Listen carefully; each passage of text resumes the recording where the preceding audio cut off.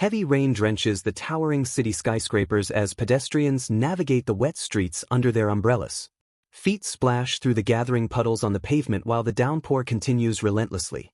A young man runs through the rain, wiping the water from his face as he hurries toward shelter. He dashes into a narrow alleyway, seeking a shortcut away from the main thoroughfare to escape the storm. His sneakers splash heavily into the standing water as he maintains his sprint through the backstreets. Finally reaching his apartment complex, he begins the long climb up the concrete stairwell. A dark silhouette waits ominously on the landing above him, hidden in the shadows of the stairwell. Water drips slowly from the sole of a shoe, hovering precariously at the edge of the concrete step.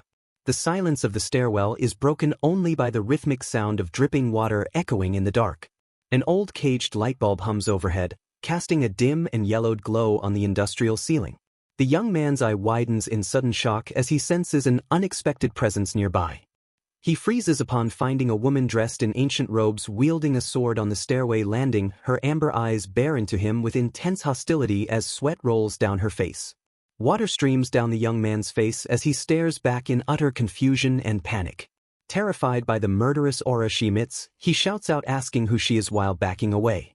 The keys attached to his belt jingle loudly as his body jerks in surprise at the encounter. The mysterious woman leaps back against the wall in a defensive stance, startled by his sudden movement. Her sharp eyes narrow dangerously as she assesses the person who just stumbled upon her.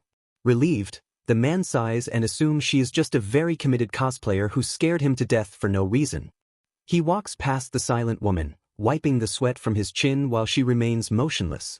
A look of puzzlement lingers on his face as he wonders why she is standing so still in a stairwell. He glances back at her intricate costume and sword, remarking aloud on the incredible amount of work put into the prop. As he continues his ascent, he praises her internal dedication to the job of staying in character. The woman suddenly calls out for him to stop right where he is. He gestures to his door, explaining this is his home and questioning why a few meters of distance scared her so badly. He mocks her internally for stepping back in fear, finding the whole situation incredibly embarrassing for her. Turning his back on her, he unlocks his apartment door while muttering that she is a complete weirdo. Once inside, he peeks through the crack of the door to get one last look at the strange girl. She remains standing alone in the dim hallway, looking somewhat lost and defensive. Safe inside his apartment, he begins to undress, tossing his wet clothes into a laundry basket. Water drips from his soaked legs onto the wooden floorboards as he steps inside his apartment. Reaching into the refrigerator, his hand closes around a cold red aluminum can to quench his thirst. He calls out for his cat Melon while retrieving the drink from the wire shelf. A bag of cat food sits on the floor, seemingly undisturbed by the hungry pet. Melon the cat finally peeks its head around the corner, eyes glowing in the shadows. His finger slides under the tab of the can to crack it open with a snap. The seal pops with a sharp hiss as carbonation escapes the metal container. He savors the cold drink, thinking that a beer after a bath is absolute heaven. Staring out at the relentless rain, he sighs in contentment at being safe and dry indoors. Lightning flashes violently across the sky, illuminating the dark skyscrapers of the city in a wash of blue light. Curious about the girl outside, he creeps toward the front door to listen for movement. Silence greets him, leading him to wonder if no one is there anymore. He presses his eye against the peephole to survey the hallway for any sign of her. Opening the door a crack, he peeks out and assumes she has finally left the premises. He freezes in terror as the sword-wielding woman glares at him from right beside the door frame. An awkward atmosphere descends as giant text reading "embarrassed" crashes down on the scene. Nervous sweat rolling down his face, he holds out an umbrella and notes that it is almost dark. He babbles about calling her family or security if her home is too far away to walk. The woman interrupts to demand the name of this place, and he identifies it as the Beiwang Road neighborhood. She stares at him with intense amber eyes, sweat dripping from her brow as she assesses him. Her guard remains up as she sharply asks him exactly who he is. He mocks the idea of being a warm-hearted neighbor, internally, struggling to define himself to the stranger. Awkwardly retracting the umbrella, he suggests she just think of him as someone. She frowns, her grip on the sword tightening as she processes his strange behavior. She claims to be a member of the Yen Gang and admits she has no idea how she arrived here. He stares at her, convinced she is a mentally ill girl too deep in her cosplay role to help herself. Dismissing the situation as hopeless, he decides to just forget about it. Turning away, he resolves to call security to come handle the weirdo in the hall. Suddenly changing his mind, he invites her inside to escape the cold air outside. While she stands in his living room, he paces and calls Uncle Cho on his cell phone. He confirms his identity as Xiao Su to the man on the other end of the line. The woman wanders toward the flat-screen TV, mesmerized by the glowing images on the display. A job advertisement flashes on the screen asking if people know where to go for work. Xiao Su's eyes widen in sudden horror as he realizes what she is about to do. The woman slashes her sword through the television screen, shattering the glass in an explosion of sparks. She pants heavily amidst the smoke while he tries to maintain composure on the phone. Uncle Cho asks about the loud noise he just heard through the receiver. Xiao Su trembles with the phone in his hand as the woman glares demonically from the wreckage. Sweating profusely, he lies to Uncle Cho that there is no problem at all. Smoke rises from the shattered television screen while Xiao Su stands nervously with his phone and the swordswoman stares at the destruction. He quickly hangs up on Uncle Cho, shouting nonsense about a rare, blood splash rhythm game phenomenon to explain the noise. Stammering awkwardly, he tries to get the attention of the strange woman standing in the middle of his living room. She leans in close to the broken screen, genuinely confused, and asks how the people inside the box managed to escape. Turning her sharp gaze to him, she demands to know who exactly he is speaking to on that small device in his hand. Xiao Su analyzes her strange attire, wondering if she belongs to the Wuqiao acrobatic troupe given her odd behavior. He notices her worn straw sandals exposing her toes and frantically worries if she can even afford to pay for his broken TV. Trying to de-escalate the situation, he pleads with her to sheath the sword and insists he is the good person who gave her an umbrella. The woman stares him down with intense scrutiny while electricity crackles dangerously from the ruined appliance behind her. She suddenly whips her blade out again, causing Xiao Su to panic as he realizes the weapon is terrifyingly real. Pointing the sword at him, she commands him to reveal his name and exactly where he comes from. She introduces herself with solemn dignity as Jiang He, a disciple of the Yen Gang. Xiao Su compliments her cool name but admits he is completely clueless about the location or size of the Gusi Yen Gang. He confesses that he has never heard of her sect before, shattering her expectation of recognition. Hesitating for a moment, he tries to figure out how to handle this delusional girl without getting stabbed. He forces a friendly smile, reassuring her again that he is helpful and she should just ask if she has questions. Jiang He lowers her guard slightly, looking lost as she admits she just wants to return to her home in the Yen Gang. Xiao Su explains they are currently in the Yongkang New District of Jiangxing City and asks if that rings any bells. Frustrated by her confusion, he snaps and asks if she is really pretending to be an ancient person who doesn't know the emperor. She immediately answers with reverence, referring to the ruler simply as His Highness. Xiao Su presses her for specifics, asking who exactly this His Highness is supposed to be. He demands to know the current year, but she stubbornly repeats that His Highness is just His Highness. Finally, she states it is the 16th year of the Kaiyuan era. Xiao Su recoils in shock, realizing with horror that her emotions are too genuine to be a simple prank or act. He holds up a hand to stop her, telling her to wait right there for a moment. His fingers fly across his smartphone screen as he searches for the history of the 16th year of Kaiyuan. He finds the name of Emperor Tang Xuanzong but realizes she wouldn't know that posthumous title.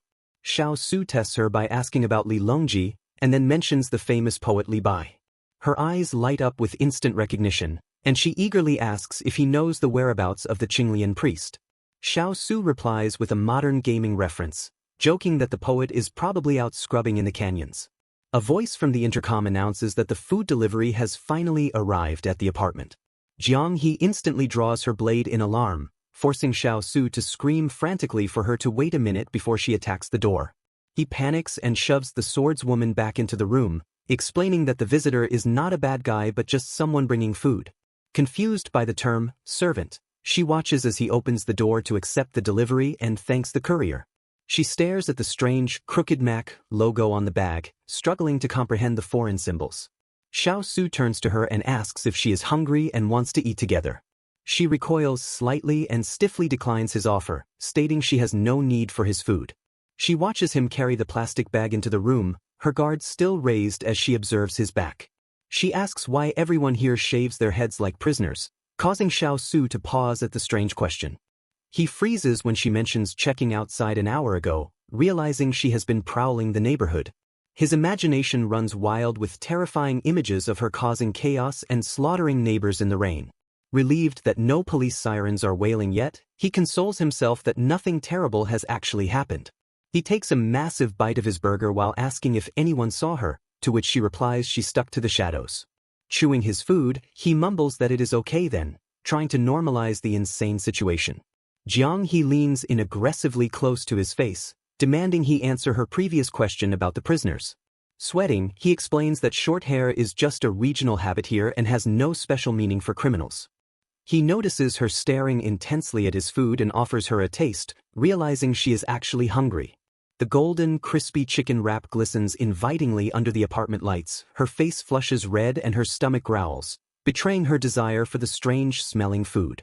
In a sudden chibi outburst, she turns her head away and stubbornly yells that she doesn't want it. Xiao Su offers her the open can of soda instead, promising it is sweet and will quench her thirst. She snaps at him, accusing him of looking down on her by offering her this strange black liquid. He sighs in frustration, insisting he isn't mocking her while holding the cup and explaining the food is a hamburger. The can of soda accidentally tips over, spilling dark, fizzing liquid onto the floor rug. Bubbles hiss and pop ominously from the spilled beverage, looking suspiciously like boiling poison/acid. Xiao Su stammers that it is not poison but just a carbonated drink as she stares at the chemical reaction in horror. She tackles him to the ground with her sword raised, eyes glowing red, while he screams that this is a huge misunderstanding. Jiang He grips her sword tightly, her eyes burning with suspicion as she assesses the threat level of the situation. Abstract symbols float through the air, emphasizing the tense and confusing atmosphere between the two. Xiao Su drinks his soda while a chibi version of the girl stares at him, drooling with curiosity. His eyes widen in realization as he understands that her hesitation stems from a fear of being poisoned. He imagines a servant testing food for an emperor and frantically explains that he isn't trying to assassinate her. Chibi Jiang He shakes her head violently, refusing to trust the strange bubbling liquid in the red can. Xiao Su sighs and complains about her constantly drawing her sword and threatening his life over snacks. Melon the cat hides in the corner, traumatized by the murderous aura filling the apartment. Xiao Su sits on the couch with a sword pointed at his face, forced to contemplate his next move carefully. He analyzes the situation and realizes he has exactly 3 options to deal with this violent girl. Option 1 is to kick her out, but he imagines seeing news reports of her freezing to death or slaughtering people. Option 2 is calling the police, but he dreads being labeled a pervert for reporting a Tang Dynasty warrior. He imagines trying to drive her home, only to realize she has no concept of modern geography. The fantasy turns into a blood splash festival, as she massacres innocent civilians in a confused rage. He buries his face in his hands, realizing that letting her loose on the city would be a complete disaster. He settles on the third option, deciding to let her stay for a while so he can keep an eye on her. Staring at the blade, he realizes he can't just abandon a living piece of history in his own living room. He pokes the Coke can thoughtfully, weighing the danger she poses against his curiosity. He reasons that an ancient person surviving 1,200 years to reach modern times is a miracle worth studying. His otaku soul ignites with excitement as he realizes a sci-fi scenario is playing out right in front of him. Determined to bridge the gap, he offers her the chicken wrap again and urges her to eat a little. Jiang He's eyes widen and she blushes, the smell of the food breaking down her resolve. She stubbornly turns her head away, refusing to admit her hunger despite her stomach's betrayal. She retreats to the window, clutching her sword while glancing back at the delicious-smelling wrap. Xiao Su takes a big bite of the food, asking, "What is this?" to tempt her further. He offers to demonstrate that it isn't poisonous by eating it himself, and she eagerly shouts for him to do it. He chews the wrap slowly while she watches his every move with intense, hungry eyes. He swallows the bite, proving conclusively that he hasn't dropped dead from the mysterious meal. Giving up on the wrap, he sighs and offers to order her a rice bowl since she seems unfamiliar with this food. He invites her to sit down and talk, admitting that her standing there with a drawn sword is terrifying him. Jiang He tentatively presses her hand against the soft cushion of the sofa, testing its strange texture under her palm. Xiao Su watches with amusement, suppressing the urge to grab his phone and capture the rare sight of an ancient warrior sitting on a modern couch. He settles back with a smug grin while she sits rigidly upright, clutching her sword as if expecting the furniture to attack. Despite the alien environment, he notes with relief that she at least recognized the concept of an umbrella earlier. Jiang He recalls the moment in the rain when this strange man first offered her shelter from the storm. Glancing around the apartment, she concludes that while his intentions might be good, this room is incredibly bizarre. She eyes the soda can and junk food suspiciously, wondering what kind of weird fetish causes a man to consume such things. Deciding not to let her guard down just yet, she resolves to remain vigilant despite the apparent safety. Her sharp eyes lock onto him as she demands to know the current location of her emperor. Xiao Su takes a deep breath and warns her to brace herself because what he is about to say might be terrifying. He gently suggests she put the sword aside first, fearing she might lash out in panic once she hears the truth. She hesitates but slowly lowers the weapon, though her grip on the scabbard remains tight and white-knuckled. Her voice trembles slightly as she insists that she doesn't care about this place and just wants to return home. Xiao Su looks at her with pity, his expression darkening as he prepares to deliver the crushing news. He breaks it to her gently that she may never be able to go back because her home is a long way from here. She naively asks for the distance, expecting a geographical answer measured in miles. He drops the bombshell that the distance is not physical but temporal, spanning a massive gap of 1,200 years. Jiang He freezes in confusion, her mind unable to process the concept of traveling through centuries. He ruthlessly lists the names of Li Longji, Li Bai, Yang Yuhuan, and An Lushan to drive the point home. A vision of the Tang Dynasty figures fades into the background as he explains that her emperor and friends are all long dead. Horror dawns on her face as the weight of his words crashes down on her reality. Snapping in denial, she leaps up and screams that he is spouting absolute nonsense. Xiao Su remains calm, pointing out that she can take her time to believe him, but she must admit nothing here looks familiar. He tries to comfort her by comparing this modern city to the heavenly white jade capital from Li Bai's poetry. Switching tactics, he advises her to put aside the past for now and focus on understanding the laws of this safe but dangerous new world. Jiang He glares at him with teary eyes, accusing him of lying to her to trick her. He challenges her to use her intelligence, noting that she was scared rather than furious because she deep down sensed the truth. Unable to accept it, she shouts that she doesn't believe a word and demands he stop talking. She points her sword at him again in a defensive stance, though her confidence is clearly shaken. Xiao Su ignores the threat and lectures her on the law prohibiting carrying deadly weapons in public. Lowering her sword slightly, she asks quietly why he is even bothering to help her. He explains that he has a habit of picking up stray things, just like when he found his cat outside. He lifts up the fat orange cat melon to demonstrate his point, comparing the warrior girl to his pet. Jiang He bristles with immediate offense, demanding to know if he is looking down on her by comparing her to an animal. Jiang He stands in the hallway, clutching her sword while processing the strange man's words with a serious expression. She studies him closely, noting that despite his strange short hair, he doesn't appear to harbor any evil intentions. Xiao Su recalls the moment he walked up the stairs, thinking he was just an ordinary guy returning home for the night. He remembers the impulse that struck him as darkness fell, leading him to lend his umbrella to the stranger in the rain. When she asks why he is helping her, he admits that it is mostly due to his overwhelming curiosity about her. He explains that this kind of amazing incident is rare and anyone would want to understand a visitor from the past. He jumps excitedly in a chibi form, noting that usually these encounters end with the anonymous protagonist getting killed. He strikes a dramatic pose and references a meme, joking that in stories like this, he would already be dead. He quickly clarifies that he can't just kill people here because modern society is full of peace lovers. He lays down the ground rules for her stay, stating that the absolute first rule is that she must not hurt anyone. Jiang He stares silently at the finger pointing at her, listening intently to the conditions of her asylum. Xiao Su adds the second rule, emphasizing that she cannot just destroy furniture or objects whenever she feels like it. He offers to help her if possible but warns that she can leave if she prefers, though the public officials are dangerous. Jiang He looks out the window at the rainy cityscape, realizing she has nowhere to go in this alien world. She looks down at her ancient robes and admits she has nothing else to wear, which makes her stand out.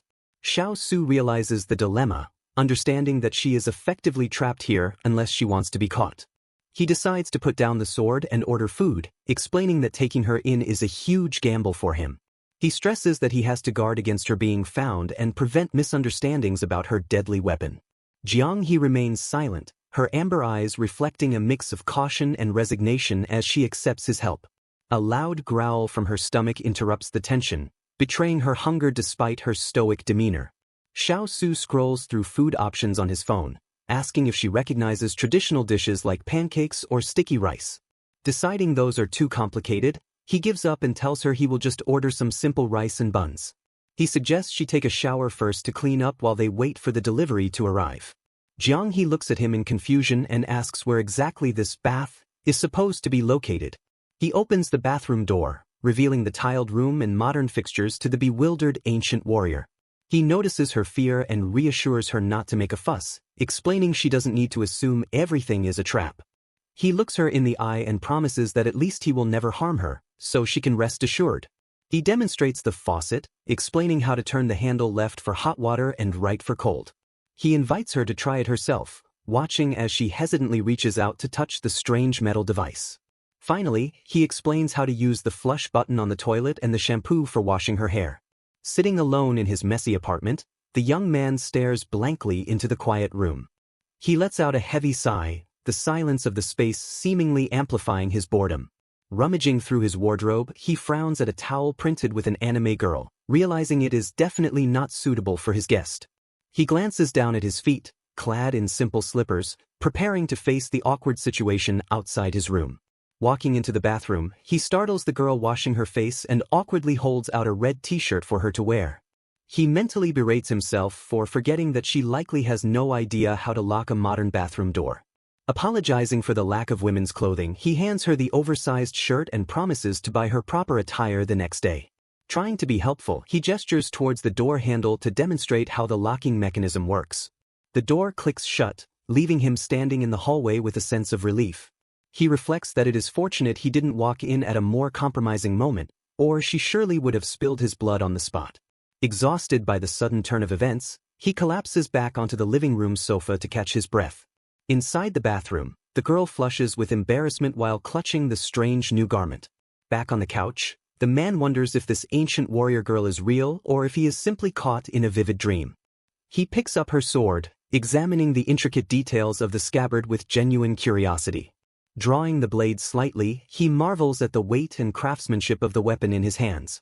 He considers finding an expert to identify the sword, wondering if it might be a genuine antique worth a fortune. Freshly washed and wearing his oversized red shirt, the girl steps out of the bathroom with a cautious expression. She approaches the table where he is busy writing, peering over his shoulder to see what he is doing. Leaning in, she asks him what he is writing down with such focus. He looks up at her, noticing how the new century single warrior shirt swallows her small frame. He shows her a handwritten list of necessities like clothes and toiletries, asking if she can read the modern script. She stares intently at the paper, her silence confirming she cannot decipher the characters. He lists out items like lingerie and food, deciding to explain the details to her later rather than overwhelm her now.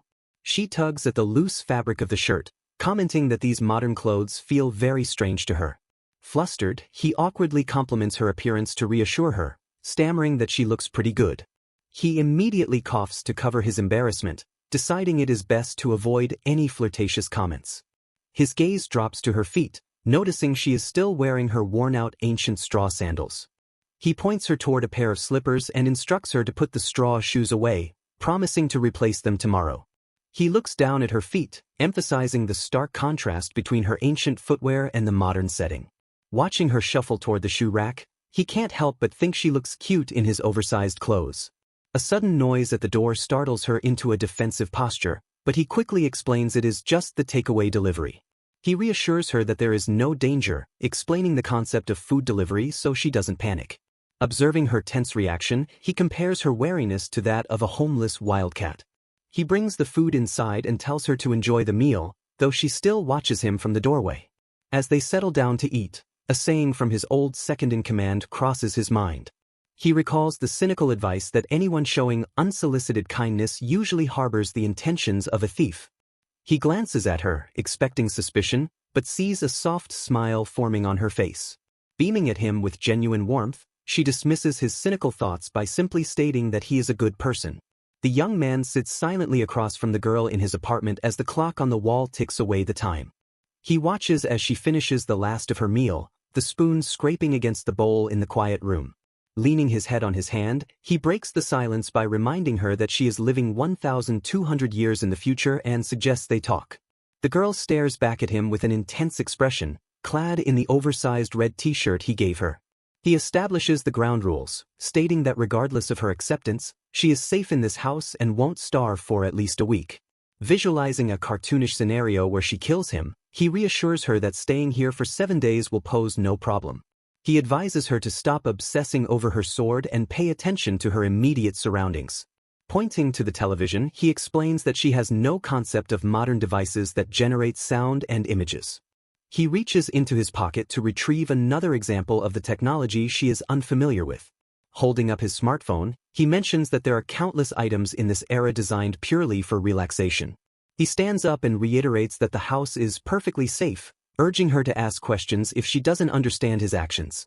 The girl grips her knees tightly, her body language betraying the nervousness she tries to hide. He turns to face the window, sensing her tension but continuing his explanation regardless. His expression turns serious as he admits that while the house is safe, the world outside is a little more complicated. He explains that although this modern era is peaceful and happy for most, it is very safe out there only for those who belong. The question of why a peaceful world would be dangerous hangs in the air between them. He clarifies that because she came from nowhere, wandering the streets with a sword would result in her being hunted down or captured. He warns her that she would be instantly recognized as an outsider the moment she stepped out. To prove his point, he walks over to a cabinet and slides open a wooden drawer. His hands rifle through the contents, searching for the specific document he needs to show her. He pulls out an identification card, explaining that everyone has a unique number issued at birth to help police track criminals. He grimly notes that anyone caught without this card faces detailed investigation and exposure, which would lead to a bad outcome. He adds that the law is strict, and carrying a weapon or resisting arrest would undoubtedly result in imprisonment. Holding the card up, he emphasizes that keeping her hidden is crucial because revealing her identity would cause a global sensation. The girl asks if that makes her a refugee, but he corrects her by stating her situation is actually worse than that. He compares her legal status to that of a slave without a contract, warning that being caught would be a miserable experience. Despite the grim reality, he smiles and admits that he is actually very happy to know an ancient person from 1,200 years ago.